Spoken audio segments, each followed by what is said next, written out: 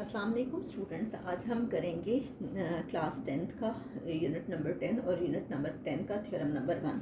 Theorem number 1 करने से पहले मैं आपको एक तो डेफिनेशंस एक्सप्लेन कर देती हूँ जो इस थ्योरम में यूज़ होंगी। वो कौन सी हैं कि सपोज़ कि एक लाइन है। आपको पता है कि लाइन वो होती है जो किसी भी लाइन सेगमेंट को आप बहुत साइड से एक्सटेंड करते हैं तो वो आपके पास लाइन कहलाती है। ठीक है, तो आप देखिए कि और इस पर कोई भी एंड पॉइंट नहीं होता, ये बहुत साइड से एक्सटेंड हो रही होती है। अब देखिए, आप अगर आप एक सर्कल लेते हो, ठीक है, अब इस सर्कल को वो लाइन किसी एक पॉइंट पे इंटरसेक्ट कर जाती है, सिर्फ एक पॉइंट पे। सपोज कि ये पॉइंट सी है और लाइन है ये आपके पास ए बी, तो ये आपके पास टेंजेंट लाइन कहलाती है। ठीक है, जो उसके सरकमफ्रेंस को, आपको पता है कि जो सर्कल की बाउंड्री होती है वो आपके पास कहलाती है सरकमफ्रेंस। तो अगर वो उस सर्कल को किसी एक पॉइंट पे टच कर जाए तो वो आपके पास क्या कहलाती है? Tangent line. अब देखिए कि ज़रूरी नहीं होता कि किसी सर्कल में एक ही टेंजेंट लाइन हो, आप एक से ज़्यादा टेंजेंट लाइन ड्रॉ कर सकते हैं। कि सपोज़ कि ये सर्कल है और मैं इस तरह से एक टेंजेंट लाइन ले लेती हूँ, इसी तरह से आप इस तरह से एक टेंजेंट लाइन ले सकते हैं। ठीक है, और इसी तरह से आप ये एक टेंजेंट लाइन ले सकते हैं। तो जिस पॉइंट पे वो इंटरसेक्ट करती है, जैसे ये सी पॉइंट है, तो ये आपके पास जो है पॉइंट ऑफ कांटेक्ट कहलाता है। तो क्या है इसकी डेफिनेशन टेंजेंट लाइन की? A tangent to a circle is a straight line. Tangent क्या होता है? एक स्ट्रेट लाइन होती है which touches the circle, which touches the circumference of a circle at a single point only. जो circumference of a circle को एक single point पे इंटरसेक्ट करती है। The point of tangency is also known as point of contact. ये point of tangency क्या कहलाता है? पॉइंट ऑफ कॉन्टैक्ट कहलाता है। और ये फिगर में मैंने आपको बताया कि पॉइंट ऑफ कॉन्टैक्ट क्या है? सी है। अब है आपके पास सेकंड लाइन कि आप एक सर्कल लेते हैं। ठीक है, ये मैंने एक सर्कल लिया, ठीक है, और इसको अगर कोई लाइन इंटरसेक्ट कर जाती है टू पॉइंट्स पे, सपोज कि ये एक लाइन है और ये इंटरसेक्ट कर रही है टू पॉइंट्स पे, यानी एक पॉइंट ये है ए, टू डिस्टिंक्ट पॉइंट्स पे दो अलग अलग पॉइंट्स हैं, तो ये आपके पास कहलाती है सेकंड लाइन। टेंजेंट लाइन एक पॉइंट पे इंटरसेक्ट करती है, जबकि second line to distinct points पे, दो अलग अलग पॉइंट्स पे। तो सेकंड लाइन की क्या डेफिनेशन है आपके पास? A secant is a straight line which cuts the circumference. जो सरकमफ्रेंस को इंटरसेक्ट करती है, टच करती है, ये है आपके पास circumference in two distinct points, दो डिस्टिंक्ट पॉइंट्स पे। इन द फिगर, आप इस फिगर में देखें तो लाइन एल जो है ये सेकंड लाइन को शो कर रही है। आप इसे से बेशक सर्कल 1 कहते हैं, ये टेंजेंट लाइन है, और ये आपके पास क्या है? सेकंड लाइन है सर्कल 2 में। ठीक है, तो अब हम इस थ्योरम को करते हैं कि इस थ्योरम में क्या क्या रहे हैं। जी स्टूडेंट्स, हम थ्योरम नंबर 1 स्टार्ट करते हैं और देखते हैं कि इसमें क्या कह रहे हैं। कहते हैं if a line is drawn perpendicular to a radial segment. अगर एक लाइन ड्रॉ की जाती है जो कि रेडियल सेगमेंट यानी उसका जो रेडियस है उसके परपेंडिकुलर होती है एज इट्स आउटर एंड, और उसके आउटर एंड पे वो परपेंडिकुलर होता है, तो कहते हैं it is tangent to the circle at that point. तो कहते हैं कि वो उस पॉइंट पे टेंजेंट कहलाता है। लेकिन मैं आपको फिगर से एक्सप्लेन करके ये चीज़ दिखाती हूँ कि सपोज़ कि ये एक सर्कल है, एक सर्कल हम ले लेते हैं। ठीक है, अब देखिए गिवन में क्या है कि एक सर्कल है और उसका सेंटर क्या है? ओ है। एक सर्कल है और उसका सेंटर क्या है? ओ। और ओ सी आपके पास रेडियल सेगमेंट है, आप कहीं पे भी रेडियस ले सकते हैं। ओ सी आपके पास क्या है? Radial segment. आपको मालूम है कि सर्कल के मिड से अगर कोई भी लाइन सेगमेंट ड्रॉ की जाती है तो वो कहलाता है उसका रेडियस। उसके सेंटर से आप किसी भी साइड पे ड्रॉ करें तो ओ सी क्या है? रेडियल सेगमेंट है। अब देखिए रेडियल सेगमेंट के जो परपेंडिकुलर है वो आपके पास कौन सी लाइन है? ये जो उसको एक पॉइंट पे इंटरसेक्ट करी है और वो परपेंडिकुलर है और उसके आउटर साइड पे है। ठीक है, ये थोड़ी सी मेरी टेढ़ी हो गई है, आपकी टेढ़ी नहीं होनी चाहिए। ठीक है, आप इसको कह दो ए बी, जो कि परपेंडिकुलर है ओ सी पे, और इसका आउटर एंड क्या है? आउटर, ये देखिए सी कहाँ बना हुआ है? बाहर, तो इसका आउटर एंड क्या है? सी है।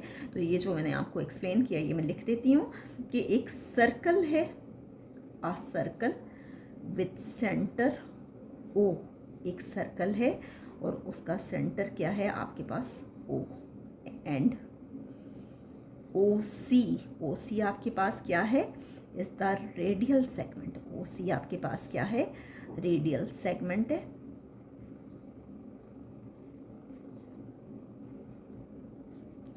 ए बी, जो ए बी लाइन है, ठीक है, ये है इस परपेंडिकुलर, मैंने इस तरह से परपेंडिकुलर लिख दिया, अगर आप साइन बना दिया, आप दूसरी तरह लिखना चाहते हो तो आपकी मर्जी है। इस perpendicular to O C, A B किसके परपेंडिकुलर है, ओ सी के रेडियल सेगमेंट के परपेंडिकुलर है एज इट्स आउटर एंड, और उसका आउटर एंड क्या है कि किस पॉइंट पे है वो आउटर एंड, वो क्या है, सी। ठीक है, नेक्स्ट है टू प्रूव, हमने साबित क्या करना है, हमने ये साबित करना है it is tangent to the circle at that point, यानी वो जो आउटर एंड है, तो ये जो लाइन है ए बी, जो लाइन है आपके पास ए बी, ये tangent is a tangent to the circle at C. Line जो है वो टेंजेंट बना रही है, और किस पॉइंट पे बना रही है, सी पे। वैसे टेंजेंट की डेफिनेशन से ही हमें ये चीज़ क्लियर है कि वो जो एक पॉइंट पे इंटरसेक्ट कर जाए वो टेंजेंट होता है, लेकिन हमें इसको प्रूफ करके दिखाना है। कंस्ट्रक्शन है नेक्स्ट आपके पास। कंस्ट्रक्शन में हम क्या करते हैं कि बाज़ औक़ात फिगर में हम कुछ एडिशन करते हैं, और वो एडिशन हम किस में शो करते हैं, कंस्ट्रक्शन में। तो क्या कहते हैं, take any point p other than c, हम एक पॉइंट ले लेते हैं सी के अलावा, तो हमने ये पॉइंट ले लिया यहाँ, ठीक है, सी के अलावा, जो कि किस पे है, ए बी पे है, जॉइन कर दिया ओ को पी से, जॉइन कर दिया ओ को पी से। तो हमने क्या किया कंस्ट्रक्शन में कि टेक एनी पॉइंट, आप कोई भी पॉइंट ले लें,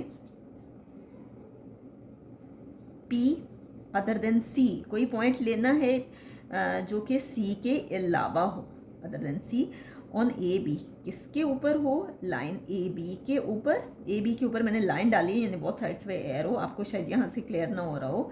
जॉइन करेंगे ओ को किसके साथ, पी, ओ विथ पी, ओ को किससे जॉइन किया हमने, पी से। ठीक है, तो हम अब करते हैं प्रूफ, और प्रूफ में आपको मालूम है कि क्या क्या होता है, स्टेटमेंट्स एंड रीजंस। तो हम देखते हैं कि क्या स्टेटमेंट्स हैं और क्या रीज़न, उसके आगे हम लिखते हैं। सबसे पहले है कि ट्रायंगल है ओ सी पी, ये देखिए मैं ट्रायंगल आपको यहाँ बना के दिखा देती हूँ।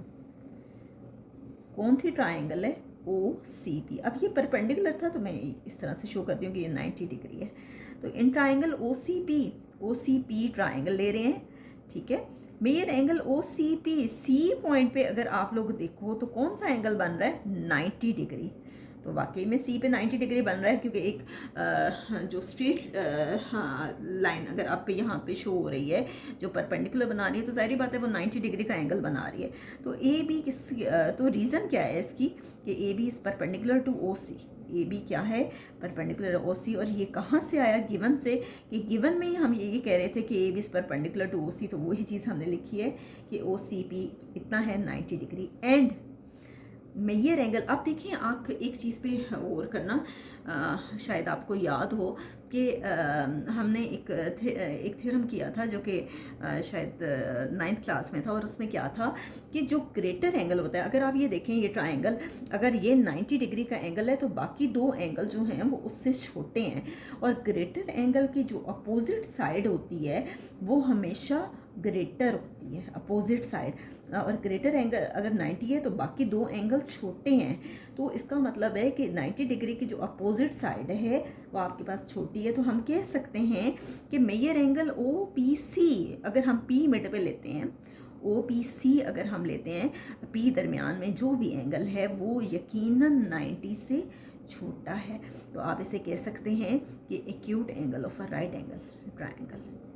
आपको मालूम है कि जो एंगल 90 से छोटा होता है वो एंगल एक्यूट एंगल होता है, इसलिए वो रीजंस में लिख रहे हैं कि acute angle of a right angle triangle. Next है आपके पास कि measure O P is greater than O C, O P क्या है, ओ सी से बड़ा है, ओ पी क्या है, ओ सी से बड़ा है। क्यों, ग्रेटर एंगल आपके पास 90 डिग्री है, जो एंगल बड़ा होता है उसकी अपोजिट साइड हमेशा बड़ी होती है, ओ सी के अपोजिट साइड ओ पी है, ये देखें, अगर ये है ओ, ये सी है, ये पी है, ये एंगल बड़ा है, ये 90 है, तो यकीनन ये दो एंगल छोटे होंगे 90 से।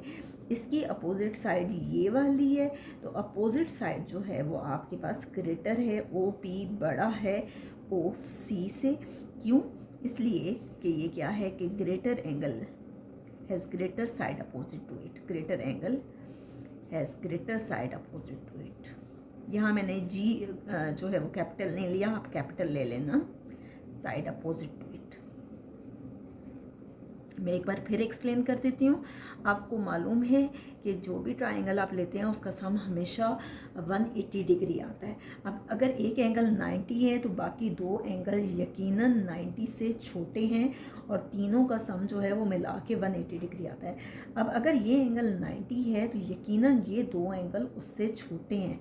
अब अगर 90 डिग्री है ये एंगल, तो इसकी अपोजिट साइड जो है वो ग्रेटर एंगल की जो अपोजिट साइड होती है वो हमेशा ग्रेटर होती है।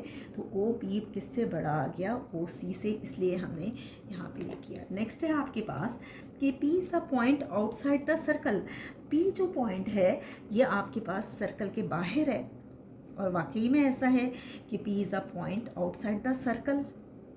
P is a point outside the circle. P जो है वो आपके पास सर्कल के बाहर है। आप कह सकते हो O C is the radial segment. इसकी रीज़न क्या आप कह सकते हैं कि ओ सी आपके पास रेडियल सेगमेंट है। नेक्स्ट है आपके पास सिमिलरली, बिल्कुल इसी तरह से every point on A B except C lies outside the circle. A B के अलावा हम कोई भी पॉइंट ले लेते हैं तो वो ज़ाहिरी बात है कि वो ए बी के ऊपर हम कोई भी पॉइंट ले लेते हैं सी के अलावा, तो वो ज़ाहिरी बात है कि वो सर्कल के बाहर ही लाई करेगा ना। तो हम कह सकते हैं कि ए बी जो है वो सर्कल को सिर्फ एक ही पॉइंट पे इंटरसेक्ट करता है जो कि पॉइंट सी है। तो हम कह सकते हैं कि ए बी जो है वो टेंजेंट है उस सर्कल पे। देखें कि बुक पे भी यही चीज़ दी हुई है उन्होंने, ये देखिए बुक पे क्या कह रहे हैं कि similarly every point on A B except C lies outside the circle. कोई भी पॉइंट हम लेते हैं ए बी पे सी के अलावा तो वो सर्कल के बाहर ही लाई करेगा। हम कह सकते हैं A B intersect the circle at one point C only. A B जो है वो सर्कल को सिर्फ एक ही पॉइंट पे इंटरसेक्ट करे और वो पॉइंट सी है। तो हम कह सकते हैं कि ए बी जो है वो टेंजेंट है सर्कल पे और वो सिर्फ और सिर्फ एक पॉइंट पे है।